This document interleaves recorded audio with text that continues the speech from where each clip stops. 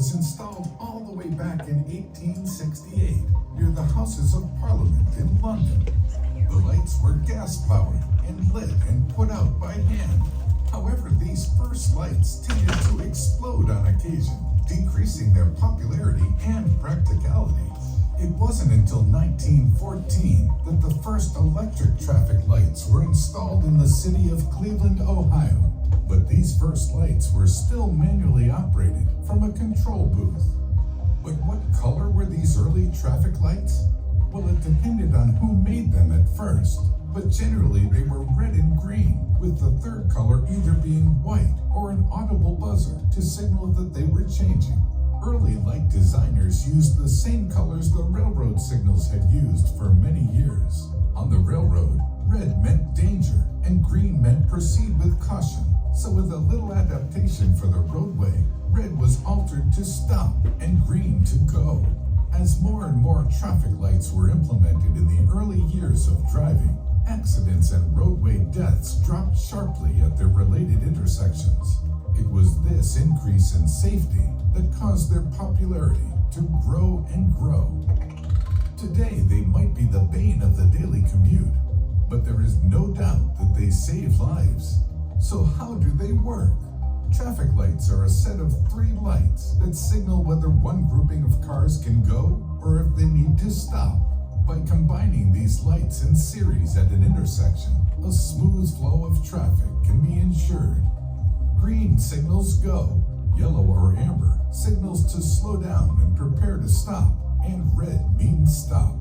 As a vehicle approaches a traffic light at a typical intersection, it has the choice of turning left, right, or going straight. These choices have to be addressed by the signal from the traffic light. Traffic engineers also take into account that traffic lights need to work in tandem, as sometimes multiple lanes of traffic can take action at once. Engineers have to take into consideration the timing of each phase. Not every road at every intersection needs equal time. There are different types of roads, such as arterial roads, feeder roads, and residential roads. Engineers will adjust the timing based on the size of the road, or in more complex intersections, they will undertake traffic studies and map out the traffic flow of each roadway to determine how long the phase of each cycle should last for a given street. Engineers also need to consider traffic speed, particularly when it comes down to yellow light timing. Yellow lights need to last longer on faster roadways, so drivers have more time to react and stop. If the yellow light was too slow in these situations, then people would end up running red lights and getting in accidents. However, there's even more complexities. While many remote traffic lights operate on a timer, in cities, actuated systems will also allow the lights to adapt if one roadway is more backed up than another. Actuated signals can receive information from sensors and use that information to make real-time decisions about light timing and sequence. The sensors used for this include cameras on top of the lights, as well as radar and sometimes weight sensors in the road. All of these sensors feed data to a computer that chooses the timing of the light changes in order to ease the traffic flow. The traffic detection systems will also have sensors to detect emergency vehicles to allow for an ambulance or a fire truck to go through an intersection with ease. With this connectivity of traffic lights, it also means that the timing of traffic lights can also be coordinated. Lights along one roadway are often designed to switch off one after another to ensure that no intersection has a major jam. This is a very common configuration on long corridors with relatively minor but frequent cross streets. The signals on the main road are timed so that a large group of vehicles can make it all the way through the corridor without interruption. This coordination can significantly increase the volume of traffic that can pass through intersections. So that's the basic function of traffic lights. But are these systems of traffic flow here to stay? With self-driving cars becoming ever more popular, the need for traffic lights might be completely eliminated. While that is one probable future, we're likely several decades away from seeing the end of traffic lights.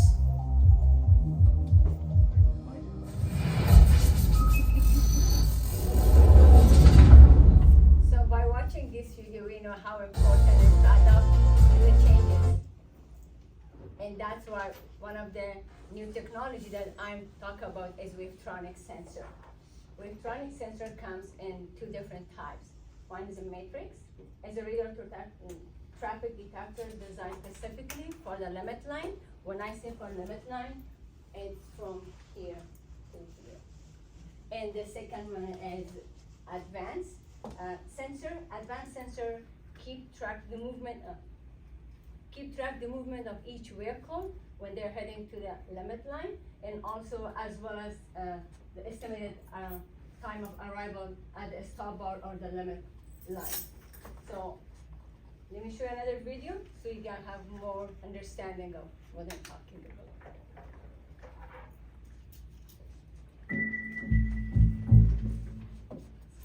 There is an inherent paradox that traffic engineers face at free-running, high-speed signalized intersections, the seemingly contradictory concepts of safety and efficiency.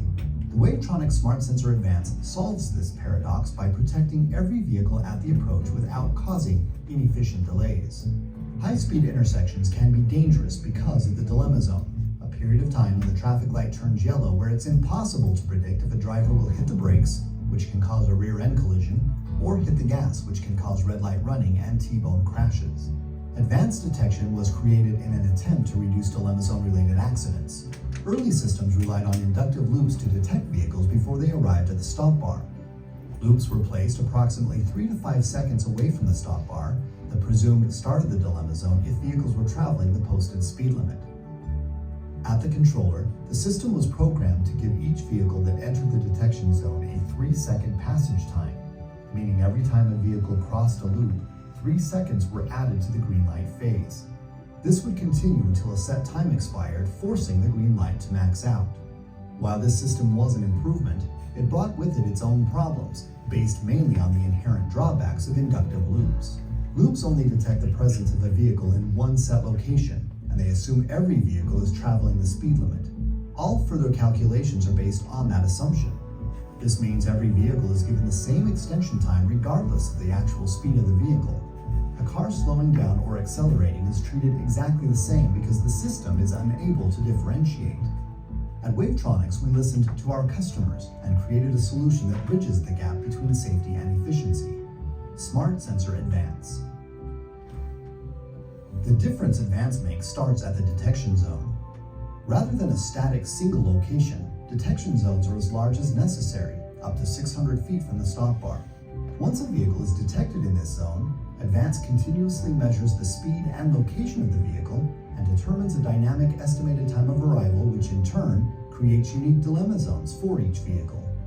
Using patented technology, Advance continuously measures the speed and location of each vehicle at the approach to the intersection, allowing it to determine a dynamic estimated time of arrival for each vehicle. Back at the controller, Advance manages passage time for vehicles in the dilemma zone. This allows users to decrease the passage time to around 1 second, meaning every vehicle is given a second for each moment it spends in its unique dilemma zone. This ensures each vehicle has enough time to get through the intersection safely without the wasted seconds created by systems that rely on loops. Saving a few seconds on each light cycle adds up to significantly increased efficiency, and this saves drivers hours of wasted time each year. Because Advance detects the entire approach at the same time and provides only the amount of time needed for vehicles to get through the intersection, it is able to discover more gaps in traffic sufficient to allow the light to change safely without continuous max outs. This increased efficiency does not reduce safety. In fact, more gap outs mean a lower likelihood of red light running violations. A safe and efficient intersection is the goal of traffic engineers everywhere. That goal can be realized with Smart Sensor Advance. For more information on Smart Sensor Advance and to find an authorized dealer near you, visit wavetronics.com. So now we know the basic for what is Wavetronics, matrix, and a sensor. Now let's talk about what's bring safety for our workers on the field.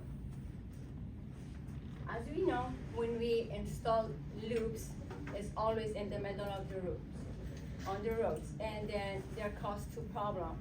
One, we have to close the lane and cause traffic. The second most important one is the safety of our workers that are working on the road to install the loops. But If we choose to go with advanced sensor, what we're gonna do, only we put in the sensor on the palm, and the worker are going to work on the shoulder side. So there is no problem. We don't have to close the lane.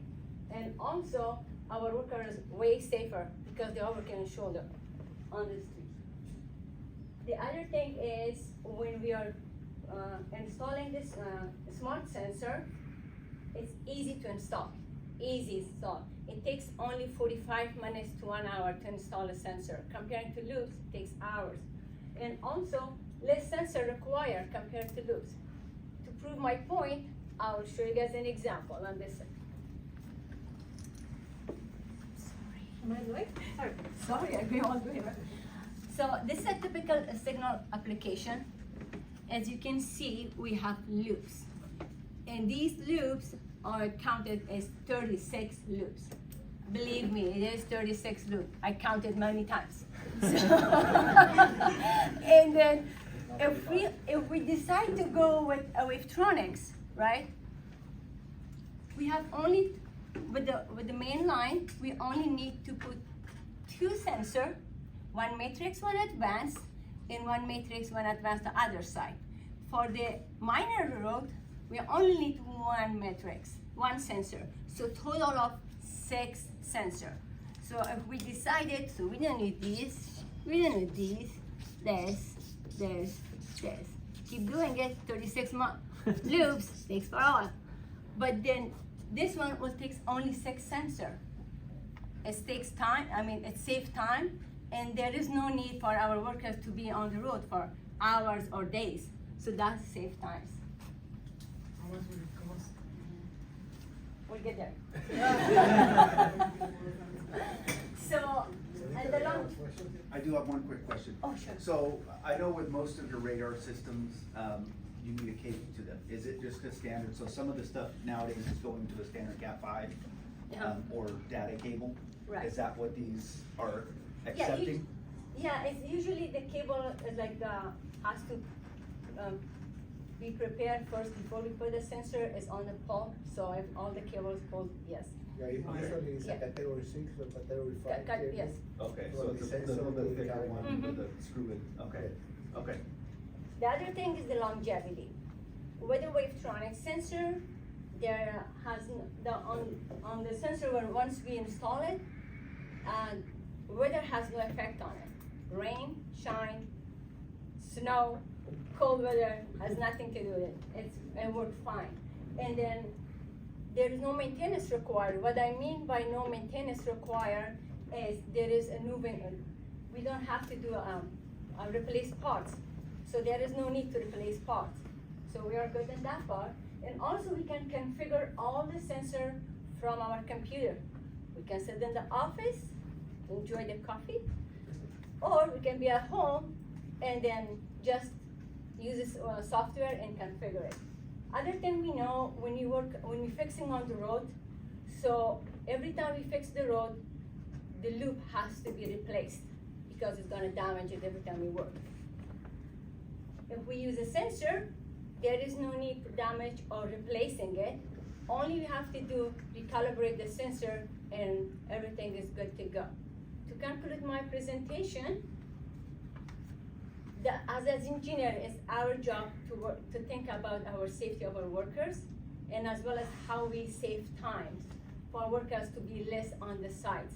That's why our electrical maintenance design team recommending our Wavetronics sensor and to just like as a pilot project, to just like their aim supposed to be like to compare the behavior of signals with Wavetronics.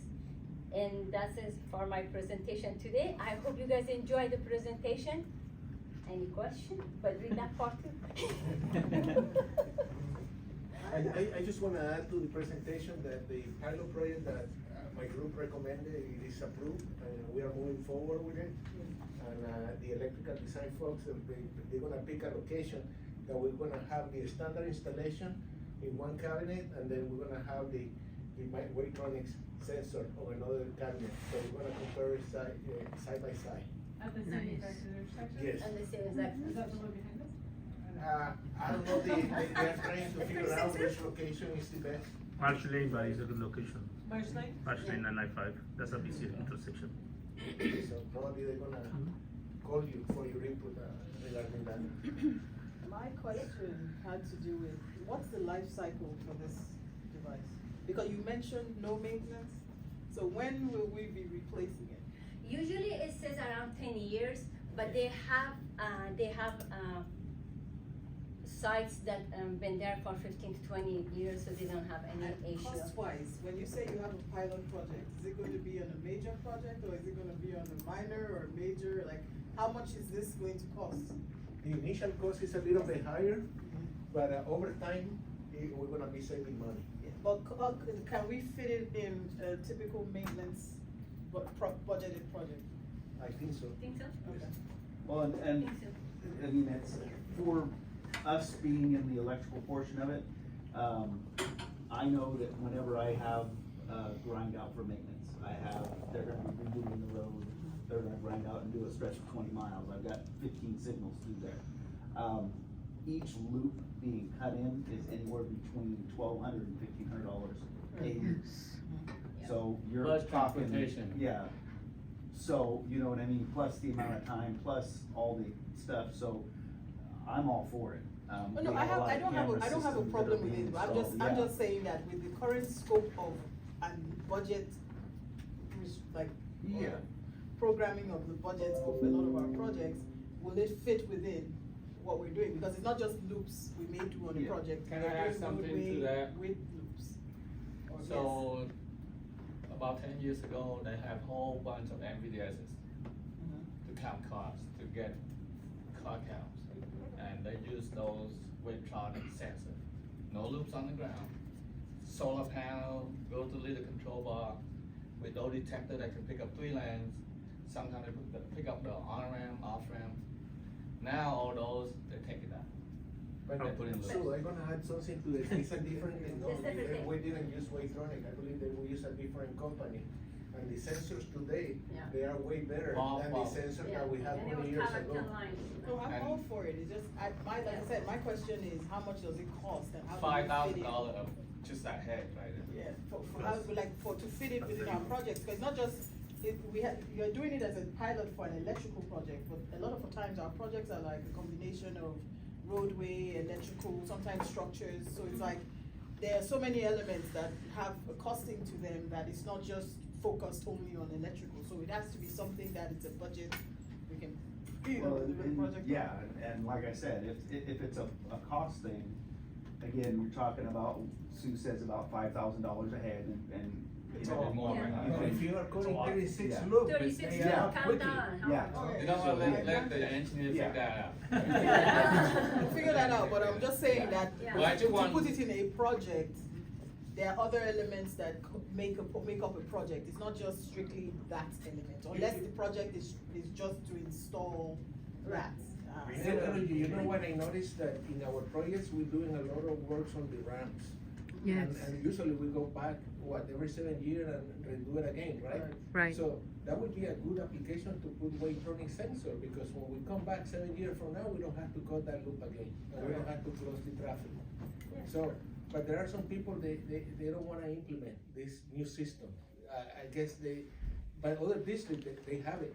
and they District go- three. I've seen Other than that. state also, state they're doing it. Didn't we have a meeting not too long ago that we discussed the price? It was a presentation, yes. Yes, Yeah. and that was, what was it, 6 to 8 times the cost? So by the time you run through like 2 sets of loops, you already go through the lifetime of the Wavtronic, so it didn't make any sense. We are using it on the intersection, like a 36 loops, for example, is a good price for us.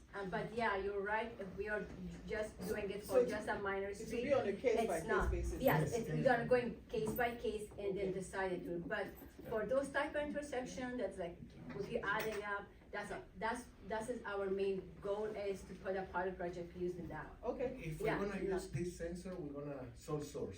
okay, so, It's a- Yeah. because Okay, there so are you other sole regular source and technology out NSSP, there right? that they are not as good. okay, so you Yeah. will sole source and NSSP it then? Yes. Okay, Yeah. okay. Then I don't see, if you're gonna sole source it, I don't see. I have a question. Okay, so it's two questions. Personally, I am thankful that at some point we will not be having to replace loops. As you said, in ramps, we have encountered problems with very short closures that we need to do the loop and we need to do the overlay and we need to do everything at the same time. So that would be safety-wise and cost-wise for the project a big saving.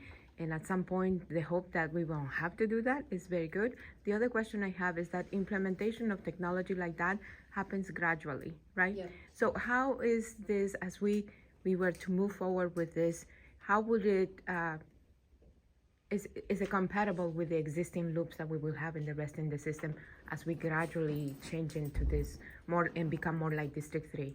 Is that, To answer your question, we asked Aline Cordero, our okay, group downstairs, to provide us information, how good that these sensors are. no, compared to no, the- it's not how good. I know they are good, I can see they are good. It's the gradual implementation. You know that we cannot change all the loops in District 10 No, it's to gonna implement happen over it. time, So yes. as we move forward with it, as some of the intersections have this technology, is it compatible with other intersections that are still relying on loops?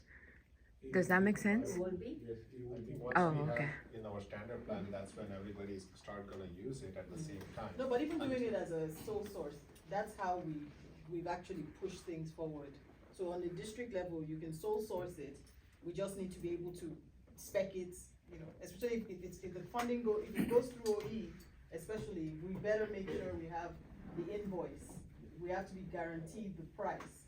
Yes. You know, there's certain things that have to, elements that have to go into that project, because, you know, you can sole source it, but we need to have the invoice to guarantee that this price that they've given us, and this company is who the contractor is gonna pick it up from, is guaranteed for this long. So we don't have a situation where the project goes into construction and the manufacturer goes, oh, sorry, we've doubled or tripled or quadrupled the price, because that's what they're bidding Yes. based on.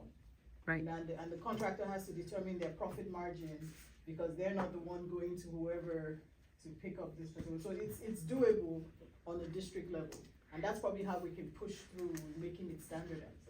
You know, a typical signal installation is about $500,000 right now. And I see a lot of saving in the future if we use this technology. Right.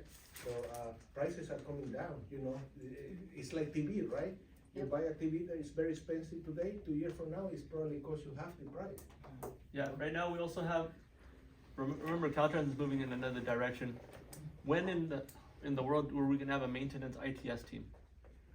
Right? And when were we gonna have a program to fund safety elements? So it's all transitioning to something. We have special programs now for funding for safety. So with Alvaro in the group, I think he'll work on justification on why it's an ITS safety element that we're swapping out or making a. We all have to be on the same page, right? Here we had two different conflicting views. Caltrans is known for putting stuff in and taking stuff out. So it's gonna have to be a gradual change. But we have a program now to try these things. I think Joseph brought up a good point, because he's good at budgeting, and he says, hey, we've seen what loops do. By the time we replace 2 loops, it's still cheaper than probably doing this. But what we gotta look at is the presentation we just had is all about safety, right? Yeah. Do we put a price tag on Herman's life when he goes out and he changes that thing on the roadway? No. No, right? We're done with what's cheaper. We do what's right now, right? And Herman and Sue and all his team are more important to us than the cost, Yeah. right? So if we could save a life, We can that's the way spend we're up. gonna go, They also right? mentioned And that's that- gonna be our justification. They also mentioned that they were the only ones that could maintain and calibrate that machine, so not only do we have to come up with a new position Correct. to specifically work for that company to Mhm. calibrate that every single time. Yeah, If 'cause the we had- pole gets we had a uncovered, you have to presentation. It's call gonna that. be embedded in our projects, the training The training, yeah. for the. But that's what they mentioned, they said that they have to come out and do it, they No, want. the initial installation, but after they do the training for them, they should be able to Yeah. do the Yeah. calibration. Is it kinda like the transition of Anderson Windows, right? They certified, making sure that everything, their installers became certified so that they installed it exactly how they designed it, so that there was no other claims against that, the water leakage and all that stuff. So I could see that transitioning into now if they're bringing in state staff to be trained and certified in the installation. Are we, I'm gonna totally digress, are we, when we do pilot projects, because it's a sole source, are we looking at doing public interest findings for these so that we could use federal funds on them? I'm not too familiar to tell Okay. you the We just project. did it. I'm leaving that to Carolina Reyes, she Okay. is in charge of We putting just did together that all the with Clean plans. California. We went with the Clean California project for the decorative metal panels. We got the district director to sign it because it was sole source, but we didn't do it the way typically project development does it. We got the invoice, we were able to justify why this manufacturer was the one selected to produce. So it's all about justification, and then Dennis signed off on it. So the PM signs off, Dennis signs off, we incorporated the specs, we included specs, it had to be Caltrans, standard specs. So whoever the manufacturer is, I know they've used it in other districts, so we need to see what the specs look like.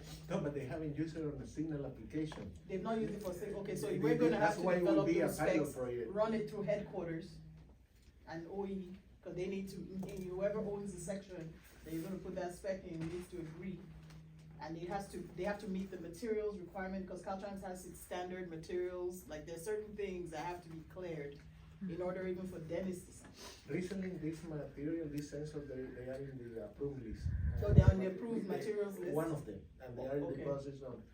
Okay, so there are lots of things that even before Dennis signs, you better make sure everything checks out before we get to that point.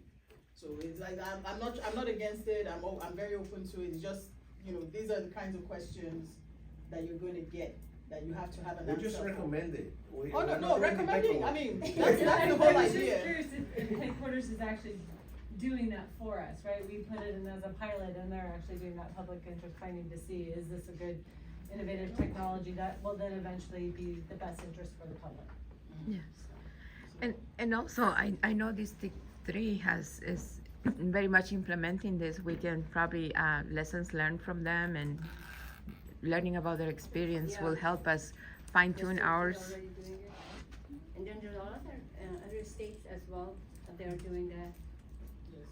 We are particularly interested in District 3, right? Because they are our neighbors. Yeah. They're implementing it, and as I hear, Like I say, they don't have a a signal signal. application using Wavetronic. Then they're gonna learn from We're us. gonna be, we're gonna be the leader, we're not gonna be the Awesome. follower anymore. Yeah, so we need to get a head start on that, because like I said, even the approval process for your specs, they're gonna fight you, so you better make sure you write them really well. I know what we had to go through, it wasn't funny, so. Excellent presentation. Thank you so much. Nice Sadiqa. presentation. Thank you, Andrew.